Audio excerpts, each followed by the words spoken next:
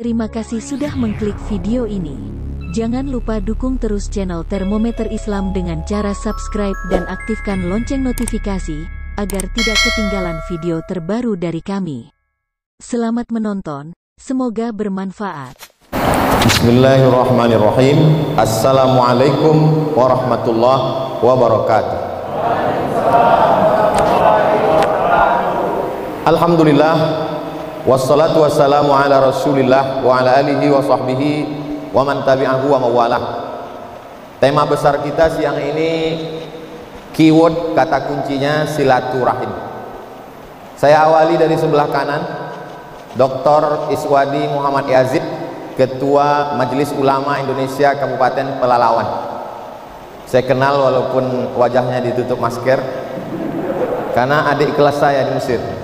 Beliau 99, saya 98. Di sebelah beliau orang yang dipilih oleh seluruh Kabupaten Pelalawan untuk menjadi wakil di parlemen, memperjuangkan hak-hak rakyat. Beliau adalah Ketua DPRD Kabupaten Pelalawan. Di sebelah beliau Pak Zukri, kami terakhir kontak 4 tahun yang lalu.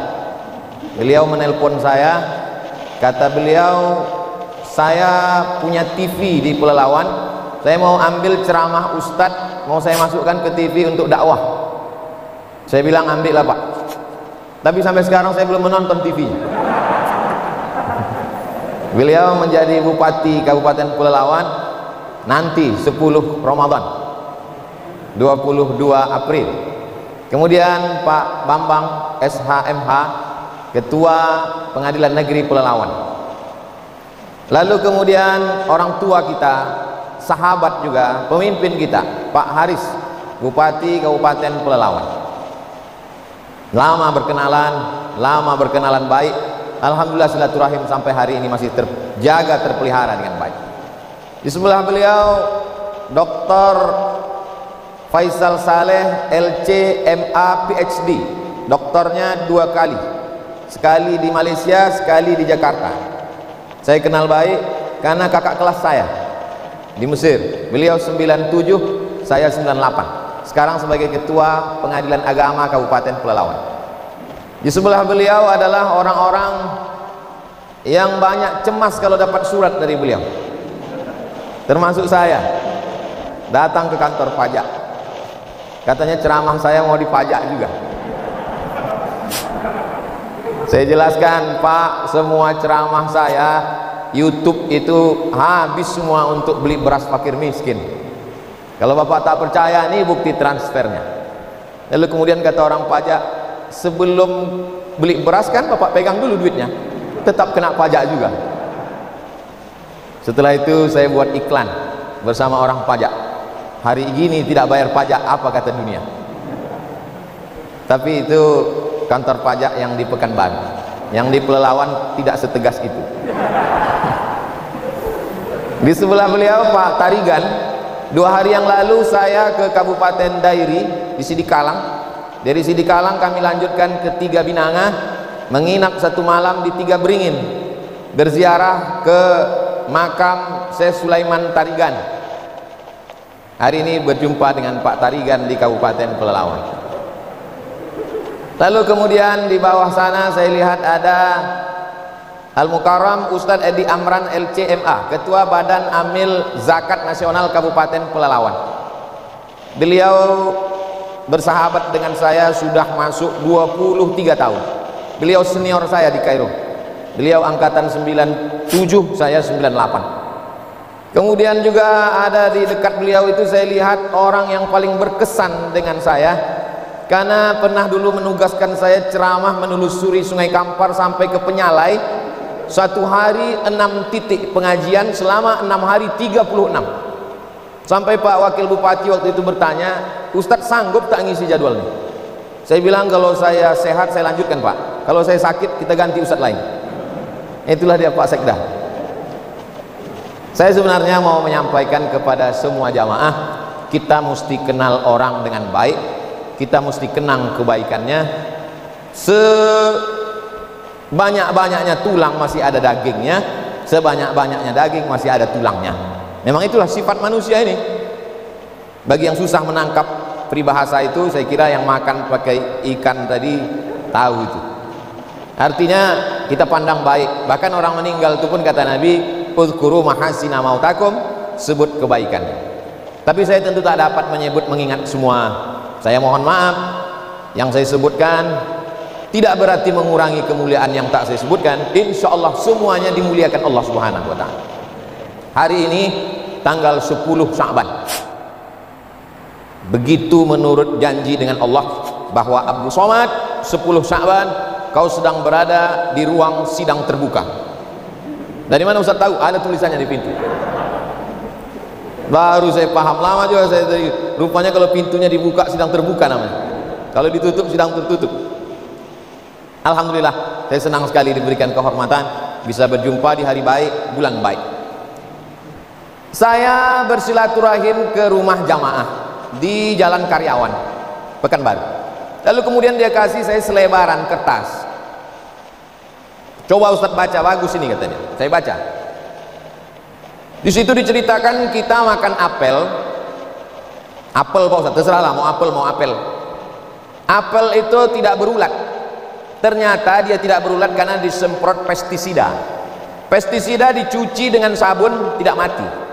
Ketika pestisida masuk ke dalam badan kita, semua yang tidak bisa diolah oleh badan, maka dia akan menggumpal menjadi cancer. Tulisannya C-A-N-C-E-R. Orang barat menyebutnya cancer, orang kita menyebutnya kanker. Sama seperti sampah plastik yang tidak bisa diolah oleh tanah, maka dia jadi sampah, menumpuk, itulah dia menjadi kanker.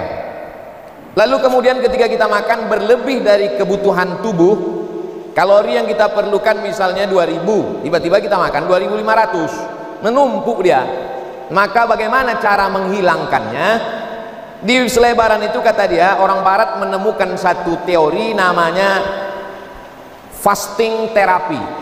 Terapi fasting, cara menghancurkan sampah dalam tubuh dan kelebihan kolesterol, minyak dan lain sebagainya. Caranya adalah dengan tidak makan selama 8 hari dalam sebulan dan 1 bulan dalam setahun. Yang punya teori itu bukan orang Islam, dari Amerika. Ketika membaca itu saya langsung berkata, subhanallah, masya Allah, 8 hari tak boleh makan dalam sebulan. Senin, Kamis, Senin, Kamis, Senin, Kamis, Senin, Kamis. 1 bulan dalam setahun, pas puasa Ramadan. Janji Allah, sanurihim ayatina, aku akan tunjukkan tanda-tanda kebesaranku melalui Muhammad sallallahu alaihi wasallam. Jadi orang barat menerima kebenaran Islam bukan dengan cara kita ledakkan kedutaan Amerika, bukan dengan menghancurkan, memusuhi, tapi menyebarkan ilmu pengetahuan. Ternyata yang dibawa oleh Nabi 14 abad yang lalu sekarang dilaksanakan orang. Ketika saya lulus CPNS, maka mesti mengurus surat medical check up dari Rumah Sakit Arifin Ahmad. Apa kata orang rumah sakit? Ustadz besok medical check up, datang kemari, jangan sarapan pagi, jangan minum teh, jangan makan lontong sayur katupek gulai paku, karena Ustadz mau cek darah, darah Ustadz mesti bersih. Lalu saya katakan, apa hubungannya dengan makanan? Kalau Ustadz makan, darah Ustadz tidak bersih.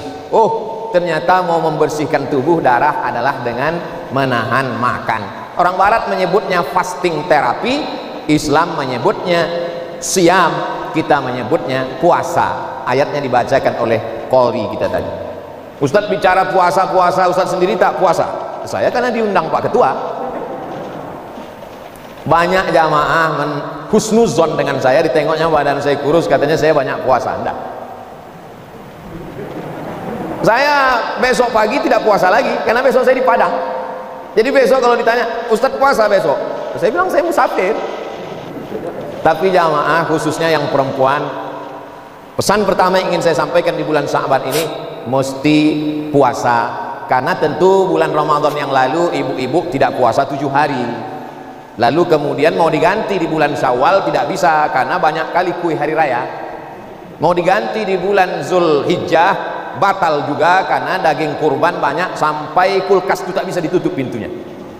Mau diganti di bulan berikutnya, jamaah haji pula pulang.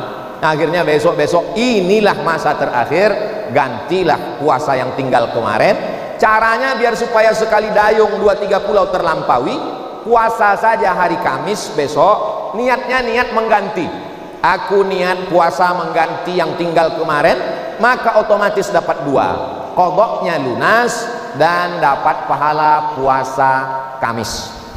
Itulah untungnya ibu-ibu kalau suaminya ngaji. Maka nanti suami-suami yang udah mendengar ini pulang diingatkan istrinya, kau puasa utang kau kemarin 7 hari kan? Abang 10 kata istri. Itulah untungnya kalau di kantor itu ada pengajian, jadi diingatkannya nanti ke rumah. Tapi kalaulah suami ibu itu Fir'aun, tapi saya yakin insya Allah ibu ini orang baik-baik semua, bapak itu pun di rumah tidaklah sampai macam Fir'aun, setengah-setengah aja mungkin. Kita doakan semuanya jadi baik, hijrah insya Allah, taubat nasuha. Karena masalah hutang puasa ini tak bisa dibayar pakai tahajud, bu. Man mata, siapa yang mati wa alaihi siyamun, punya hutang puasa, soma anhu waliyuhu, ahli warisnya wajib menggantikan puasanya. Jadi almarhumah mak saya meninggal umur 70 tahun.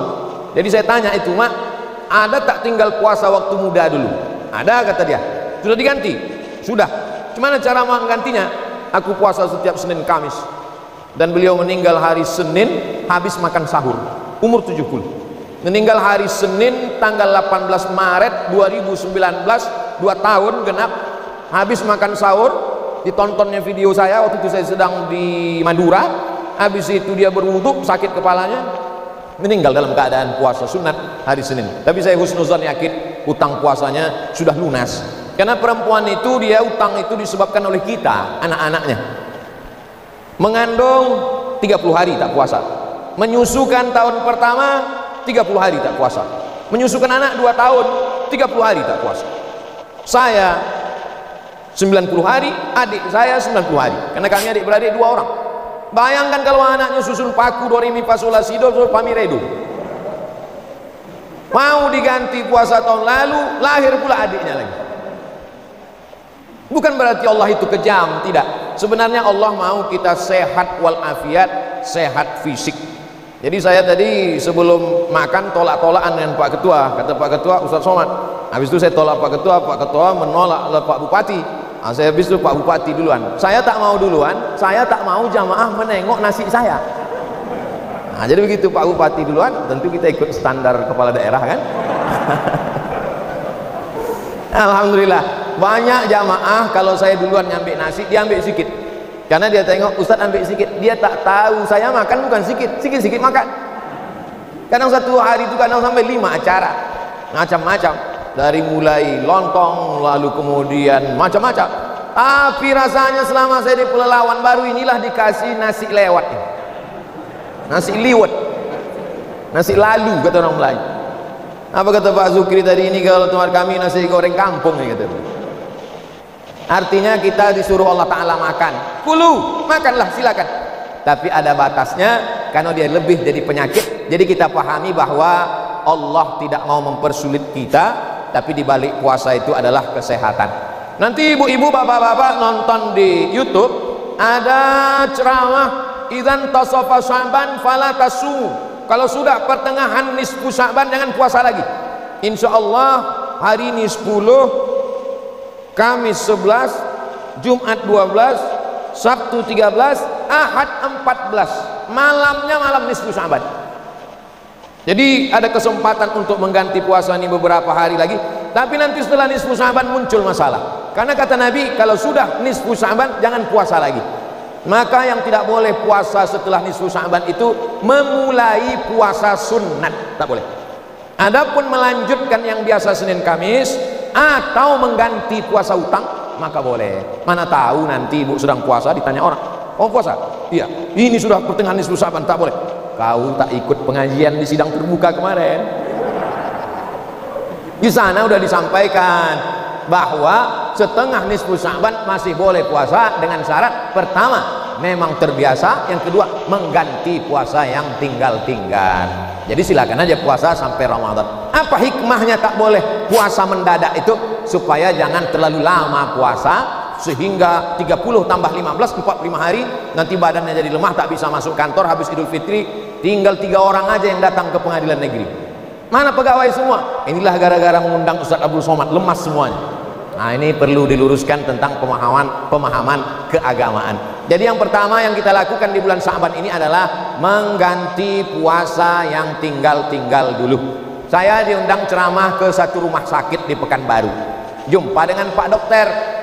Pak Dokter ini sudah divonis kena diabetes mellitus. Ternyata dokter itu banyak juga penyakitnya. Lalu kata dia, saya putus asa. Maka saya makan enak, minum kopi, minum susu, minum teh, gula banyak. Saya pokoknya mau mati aja Pak Ustaz. Dilarang sama kawan saya jangan banyak minum gula. Saya minum gula karena saya pikir dunia harus dinikmati, sakit-sakitlah, yang penting mati. Rupanya tak mati-mati. Sakit makin parah. Akhirnya dia berpuasa Nabi Daud. Hari ini puasa, besok makan. Besoknya puasa, besoknya makan. Alhamdulillah sekarang sembuh dari penyakit diabetes. Nama dan nomor bisa kita hubungi nanti. Jadi puasa jangan jadikan beban, puasa terapi. Tapi jangan gara-gara puasa ini kesehatan lalu niat puasa kita berubah. Nama itu somawadin untuk obat diabetes. Niatnya tetap lillahi ta'ala. Adapun diabetes, kolesterol itu adalah bonus dari Allah subhanahu wa ta'ala. Jadi saya mau mengajak kita membuka pandangan, jangan sampai kita stagnan, kita menganggap puasa adalah beban, ini berat sekali agama ini. Tidak, Allah ingin kita sehat, Allah ingin kita sembuh dengan melaksanakan. Puasa yang paling banyak adalah puasa Nabi Daud. Orang barat menyebutnya King David. Dalam Al-Quran disebut Daud. Nabi Daud punya anak, raja juga, nabi, namanya Sulaiman. Orang barat menyebutnya King Solomon. Sampai ke Yogyakarta jadi Sleman. Maka mereka raja-raja hebat, tapi puasanya hebat. Nabi Daud berpuasa sebulan 15 hari. Padahal dia punya kekuasaan dari mulai sungai Nil sampai ke sungai Efrat. Artinya apa? Seandainya dia hanya seorang ulama, puasanya banyak, maklum. Tapi dia pimpinan negara, berkuasa dari 2 sungai, tapi puasanya tetap 15 hari dalam sebulan. Dan Nabi Daud itu, mohon maaf ibu-ibu jangan tersinggung, Nabi Daud itu istrinya 100. Jadi kalau ada orang istrinya 1, jabatannya RT, tidak puasa sunat, ini nanti di akhirat Nabi Daud senyum-senyum sama dia. Kenapa lah kau tak puasa, kata Nabi Daud. Oleh sebab itu maka poin pertama yang ingin saya sampaikan, ganti puasa yang lalu. Adapun bapak-bapak yang tak punya utang, puasa sunat saja karena manfaatnya luar biasa. Yang kedua, innallaha la yattali'u ala jami'i khalqihi lailatan nisfi min Sya'ban. Malam nisfu Sya'ban, malam nanti Ahad malam Senin, Allah memberikan perhatian khusus kepada seluruh penduduk bumi, semua makhluk. Fayaghfiru li jami'i khalqihi, semua makhluk diampunkan Allah SWT. Illa, kecuali 2 orang. Ada 2 yang tak dapat ampunan Allah. Yang pertama musyrik, yang tidak menyembah Allah, masih menyembah pokok kayu, masih menyembah hantu, masih menyembah jin, menyembah Allah. Lalu kemudian yang kedua adalah musahir, orang yang belum berdamai dengan kawan sekantor, tetangga, kawan, sahabat. Tadi saya dijemput di acara bedah buku pagi tadi, datanglah Pak Ketua PN menjemput. Saya sebenarnya mau ngasih tahu bahwa saya ceramah di PN ini dijemput. Kadang di tempat lain tuh kita ceramah datang tak dijemput, balik tak diantar. Dijemput Pak PN, lalu di jalan apa kata Pak Ketua? Ustadz Somad, nanti yang kami undang Pak Bupati 2 orang. Beliau cerita ngundang Bupati 2 orang, saya yang cemas. Dalam hati saya, kalau sempatlah 2-2 ini tak datang, saya yang malu beliau. Kita sebagai orang Riau, beliau bertugas 2 tahun di tempat kita, tiba-tiba diundangnya tak datang. Berarti kegagalan Ustadz, kegagalan umat. Dalam hati saya, mudah-mudahan datang Pak Aris dengan Pak Zukri. Sampai jumpa Pak Aris di bawah. Rencana tadi mau makan langsung, kata Pak Aris, saya sholat dulu. Kan tak mungkin kami makan beliau sholat. Saya bilang, kita sholat juga lah Pak. Sampai di dalam, rupanya Pak Zukri udah saya tengok duduk. Sholatlah saya. Saya tengok ada baju putih, ada baju merah, ada baju kuning. Bajunya boleh macam-macam, yang penting masih pakai baju. Kalau yang baju kuning, baju merah, baju putih ini berkelahi, maka yang ketawa adalah yang tak berbaju, yang tak bercelana. Alhamdulillah, lega saya, tenang saya. Kenapa? Menjadi contoh suri tauladan. Ini direkam, semua menonton se-Indonesia. Saudara-saudara kita yang bekerja di luar negeri menjadi pahlawan devisa menonton bahwa di hadapan Abdul Somad ada 2 bupati yang duduk bersama. Siapa yang tak bangga? Ditonton ini melalui channel Ustadz Abdul Somad Official. Jangan lupa subscribe, like, and share. Insyaallah, andailah tadi tak datang mereka berdua ini, mungkin ceramah saya sudah lain judulnya. Bapak Ibu yang dimuliakan Allah Subhanahu wa taala, poin yang kedua adalah malam nisfu Sya'ban menjadi keberkahan, maka hidupkanlah malam itu dengan banyak-banyak sholat sunat. Habis isya usahakan cepat tidur biar supaya cepat bangun tahajud malam. Kalau mata tak bisa tidur, tak apa-apa, makan antimo, tapi jangan sampai 2 papan, seminggu baru bangun. Bangun malam yang pertama kali sholat sunat wudu, usolli sunnatal wudu raka'atain lillahi ta'ala. Habis itu sholat sunat taubat. Habis itu sholat sunat tahajud 8 rakaat. Habis itu sholat sunat hajat, mintakan hajat-hajat yang baik. Habis itu sholat sunat witir. Habis itu baca yasin. Sekali bagus, 3 kali lebih bagus.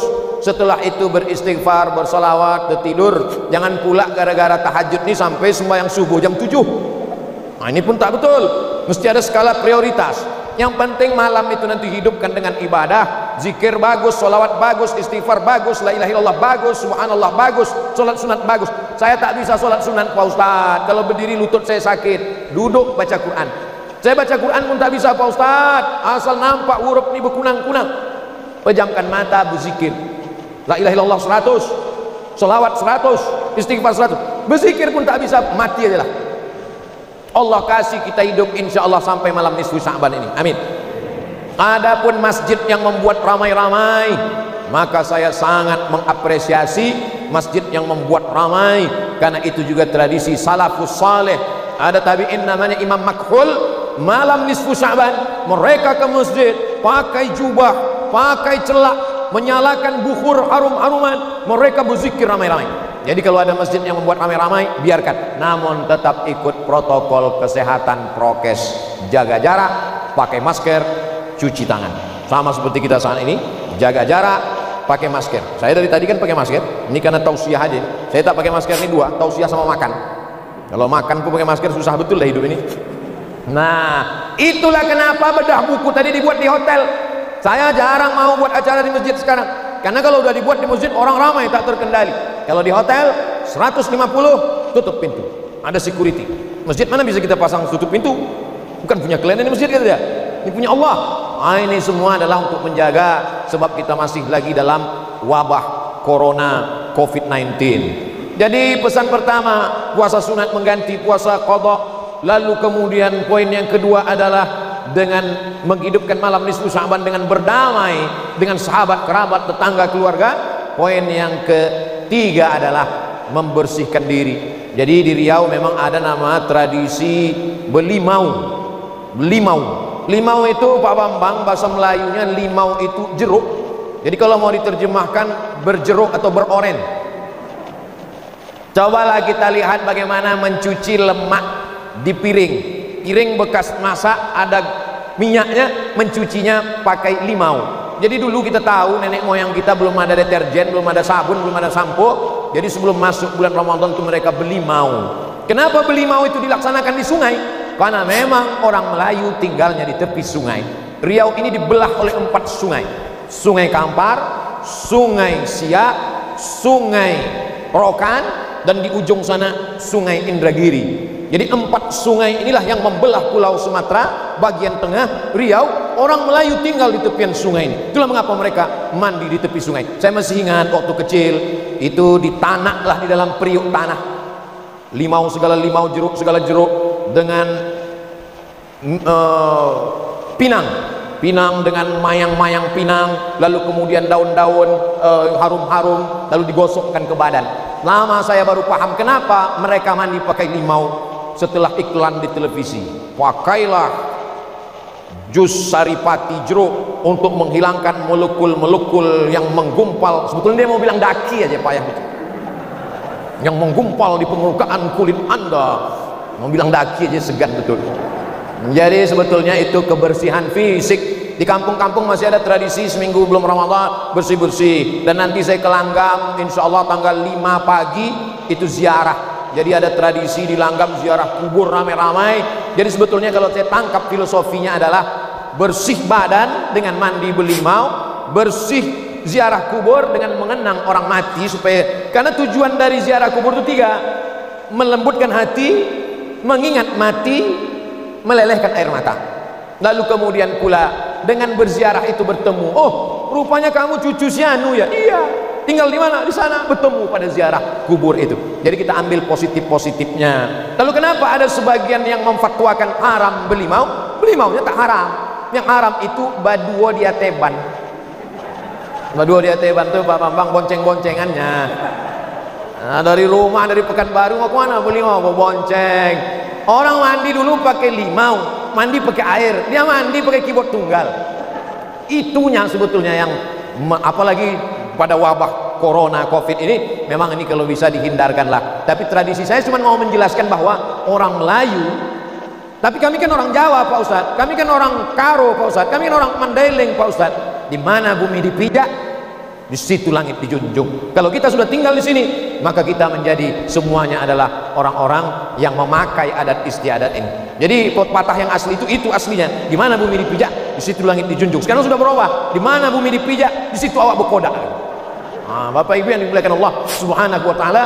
Jadi ada filosofi berkodak itu foto.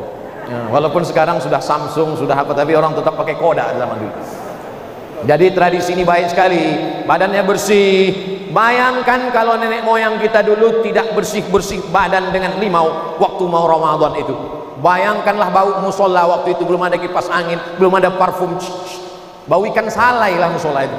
Nah jadi dengan belimau itu bersih, hatinya sudah bersih, sudah plong beribadah. Ini poin yang ketiga. Poin yang keempat, mari kita siapkan betul persiapan Ramadan. Saya tahu bapak-bapak memang bekerjanya di kantor pengadilan, tapi ada yang jadi pengurus masjid, maka imamnya siapkan. Tak dapat 30 juz 30. Kemudian bilalnya siapkan, minta ke Pak Ketua MUI teks Subhanal Malikil Ma'bud, Subhanal Malikil Mawjud. Jadi jelas apa yang dia baca. Sekarang masih ingat saya beberapa tahun yang lalu, tak jelas entah apa yang dibaca Bilal itu. Allah abud, imamnya lambat, makmumnya cabut. Tapi jelas ya selawat. Allahumma salli ala Sayyidina Muhammad, Allahumma salli wa sallim wa barik alaih. Nah, itu ada teksnya. Minta ke Pak Ketua MUI, disebar ke kecamatan, dilaminating. Karena kadang tak dilaminating, kertas aja disebar, malam ini dilipat, malam kedua dilipat, malam keempat dilipat, malam kelima tulisannya hilang, tinggal lipatannya aja. Nah ini semua nampaknya sepele, remeh-temeh, tapi ini penting. Belanja banyak-banyak, beli beras. Untuk apa kita banyak-banyak masak bulan Ramadan? Ramadan kan bulan untuk bagaimana kita menjaga makan supaya dikit Pak Ustaz. Kalau masak kolak, istri, suami, anak, keponakan, masaklah 10 porsi. Oh, mubazir banyak-banyak Pak Ustaz. Antar ke masjid, di sana ada anak yatim, ada fakir miskin, ada mahasiswa yang datang dari jauh belajar, ada saudara-saudara kita musafir, berbagi makanan. Belanja, saya sudah belanja tadi, belanja kurma untuk buka puasa di Basmat, Badan Amil Zakat Mart Basmat 2 Pangkalan Kerinci. Jangan kemana-mana. Diajak tadi buat iklan. Saya ini kan kemana-mana iklan-iklan terus. Tapi saya tak ada royalti lah. Itu murni keuntungan dari belanja di Basmat itu untuk fakir miskin. Karena Basmat itu ownernya adalah Basnas, Badan Amil Zakat Nasional. Jadi beli beras sana banyak-banyak, beli beras, beli kurma, beli macam-macam, maka keuntungannya alhamdulillah. Dulu beberapa tahun yang lalu Basmat 1, sekarang sudah Basmat 2, nanti insya Allah akan dibuka di sore Basmat 3. Kita berdoa sebelum Abdul Somad meninggal ada 1000 Basmat di Riau insya Allah. Begitu cara nawar umur sama Allah. Jadi pas kita mau mati ditanya malaikat, ya Allah ini dia kita matikan sekarang, Basmat udah berapa sekarang? Baru 800, kita genapkan 1000 kan. Bapak Ibu yang dimuliakan Allah Subhanahu wa taala, saya Ustadz Edi Amran, Ustadz Faisal Saleh, Ustadz Iswadi Yazid. Saya tak tahu mereka, tapi kalau saya 4 kali Ramadan di Mesir itu tidak pernah buka puasa masak. Terus dari mana? Gratis. Jam 6 sore duduklah kami di meja. Jangan sangka karena gratis makanannya remeh-temeh kecil. Orang Mesir itu kalau motong ayam cuma 2 kali potong aja. 1, 2, 1/4. Bukan macam tempat kita hancur ayam. Namanya pun tertulis depan, cincang. Sana ayam itu cuma 2 kali potong. 1, 2. Cuma memang lidah kita tak sesuai, dia anyap, tak pedas. Jadi kalau sudah mau pergi ke meja makanan gratis itu, di kantong-kantong mahasiswa itu pasti sambal. Mereka tak mau cerita itu, mereka kan sedang menjaga wibawanya.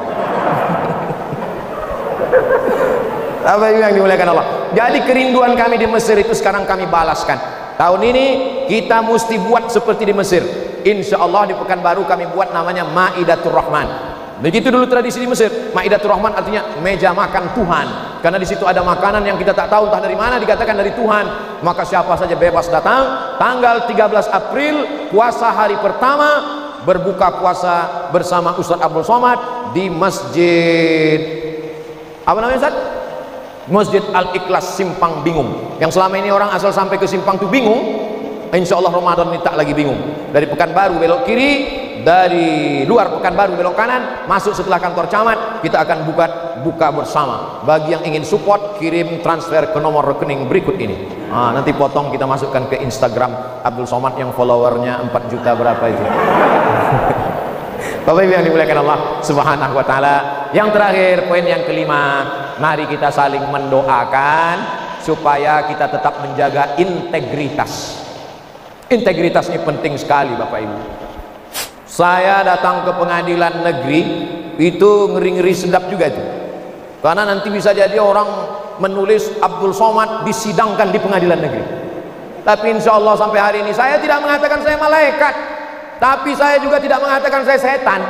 Kita ini antara dua, antara malaikat dan setan. Kalau ada temanmu baik terus, berarti dia malaikat. Kalau ada dia jahat terus,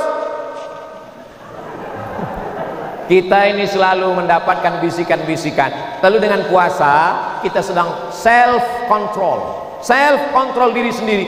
Kalau takut dikontrol atasan akan keluar kota. Takut dikontrol CCTV, kabelnya digigit tikus. Maka kontrol yang paling hebat adalah kontrol Tuhan Allah Subhanahu wa taala. Maka ketika kita sedang haus-hausnya jam 2 siang masuk ke toilet musola PN Pengadilan Negeri Pelalawan, tutup pintu, kunci, tidak akan ada yang tahu kalau kita minum. Jangankan satu teguk, satu bak itu kita minum, tak ada yang tahu. Masukkan kepala ke dalam, telan agak setengah bak, pas mau keluar keringkan bibir, merengkan kepala. Udah itu agak-agak lemas sedikit, panas betul hari ini ya. Tak ada yang tahu. Tapi hati kecil kita berkata bahwa kau sedang berdusta, kau sedang bohong. Makanya orang kalau sedang puasa, kalau ada orang yang nelpon dia ngajak cerita, gimana kabarnya si Anu gini, jangan cerita aib orang lain. Saya sedang puasa. Nanti habis maghrib kita lanjutkan. Ini yang jadi masalah. Integritas kita hanya sampai azan maghrib. Integritas kita hanya di Ramadan. Kita mau integritas berkekalan, itu yang disebut dengan istiqomah. Mudah-mudahan kita saling mendoakan. Abdul Somad juga tak ada jaminan, maka doakan Abdul Somad supaya istiqomah dan mati husnul khatimah. Saya awali tadi jam 1.15, sekarang jam 2.45 menit kita bersama. Semoga kebersamaan 45 menit ini menjadi catatan amal soleh insyaallah. Amin ya rabbal alamin. Ala hadhihi niyyah al-Fatihah. أعوذ بالله من الشيطان الرجيم بسم الله الرحمن الرحيم الحمد لله رب العالمين الرحمن الرحيم مالك يوم الدين إياك نعبد وإياك نستعين اهدنا الصراط المستقيم صراط الذين أنعمت عليهم غير المغضوب عليهم ولا الضالين آمين Rabbana ighfir lana dzunubana, ampunkan dosa kami, wali abaina ayah kami, wali ummahatina ibu kami, wali dzurriyyatina anak cucu keturunan kami, wali ikhwanina saudara-saudara kami, wali ashabina sahabat-sahabat kami, teman-teman kami, wali masyayikhina guru-guru kami, wali su'amaina pemimpin-pemimpin kami ya Allah. Waffiqna lima tuhibbuhu wa tardah, tanamkan ridhamu dalam hati kami supaya kami beramal dengan cintamu dan hanya mengharapkan ridhamu. Allahumma khtim lana bi husnil khatimah tutup umur kami dengan husnul khatimah. Allahumma ja'al hadzal balada baladan amina, jadikan negara kesatuan Republik Indonesia negeri yang aman, damai, terbuka pintu rezeki dari segala penjuru. Allahumma dafa'an al-ghala wal waba wal fasha wal riba wal zina wal munkar. Selamatkan negeri ini, bil khusus Kabupaten Pelalawan, dari malapetaka, bencana, musibah, riba, zina, perbuatan keji dan munkar. Allahumma ja'al abna'ana, jadikan anak-anak kami minas salihin was salihat, menjadi anak-anak yang saleh, berbakti kepada orang tua, min muqimis shalah, orang yang menegakkan salat, min hufazil Quran, menjadi penghafal Quran. Allahumma ja'al akhir kalamina, jadikan akhir kalam kami ketika malaikat maut mencabut nyawa kami, yang terakhir keluar la ilaha illallah Muhammadur Rasulullah sallallahu alaihi wasallam. Rabbana atina fid dunya hasanah wa fil akhirati hasanah wa qina adzabannar. Wa sallallahu ala sayyidina Muhammad wa ala alihi wa sahbihi wasallam. Walhamdulillahi rabbil alamin. Saya ucapkan melaksanakan selamat menunaikan ibadah suci Ramadan. Terima kasih segala perhatian. Mohon maaf segala kesilapan dan kekhilafan. Wassalamualaikum warahmatullahi wabarakatuh.